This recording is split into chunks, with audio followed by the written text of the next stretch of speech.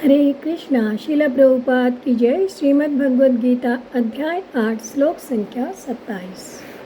नैते श्रुति पार्थ जानन् योगी मुह्यति कश्चन तस्मात् सर्वेषु कालेषु योगयुक्तो भवार्जुन।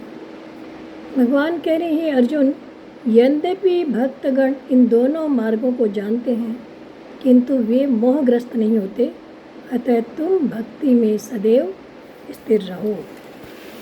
तो अब भगवान दोनों मार्गों को जानने का महत्व बताने के लिए आगे का श्लोक बता रहे हैं।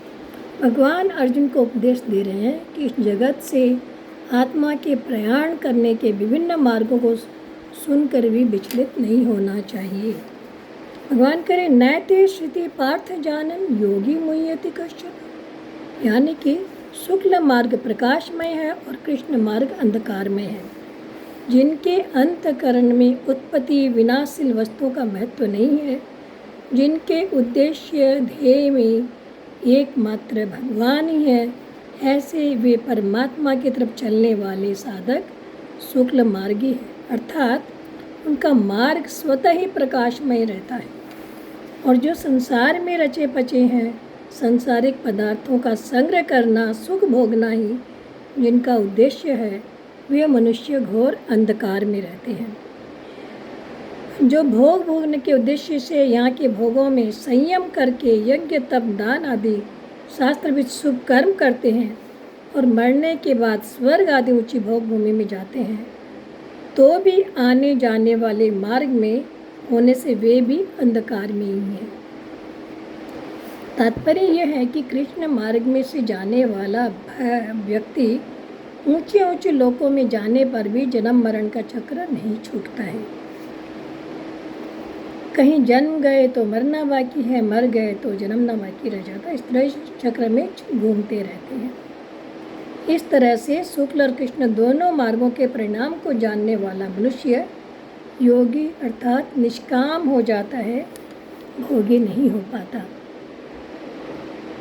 आगे भगवान बता रहे तस्मात् सर्वेषु कालेषु योग युक्तो भव अर्जुन। हे अर्जुन, जिसका दृढ़ निश्चय हो गया है कि मुझे तो केवल भगवान की प्राप्ति करनी है, तो फिर कैसा ही देश हो, कैसा ही समय हो, परमात्मा तत्व की प्राप्ति ही करनी है। और परिस्थिति कैसी भी परिस्थिति हो जाने पर भी वह विचलित नहीं होता। जिनका उद्देश्य दृढ़ है कि मुझे सिर्फ परमात्मा प्राप्ति ही करनी है, तो फिर वो परिस्थिति देश काल आदि में विचलित नहीं होता। अर्थात उसकी साधना किसी परिस्थिति के या किसी जैसे शुक्ल मार्ग कृष्ण मार्ग इन सब के अधीन नहीं रहती है। उसका लक्ष्य तो भगवान की तरफ अटल रहने के कारण देश काल परिस्थिति का उस पर कोई असर नहीं पड़ता। अनुकूल हो या प्रतिकूल हो, हर परिस्थिति में वो स्वाभाविक समता में रहता है। इसलिए भगवान अर्जुन से कहते हैं कि तू सब समय अर्थात कैसी भी परिस्थितियाँ तुम में प्राप्त हो, उनसे प्रभावित न होकर उनका सदुपयोग करते हुए प्रतिकूल परिस्थिति प्राप्त होने पर भी हृदय से अनुकूलता की इच्छा त्याग करते हुए योग युक्त हो जा या नित्य निरंतर भगवान में दृढ़ हो जा। हरे कृष्णा।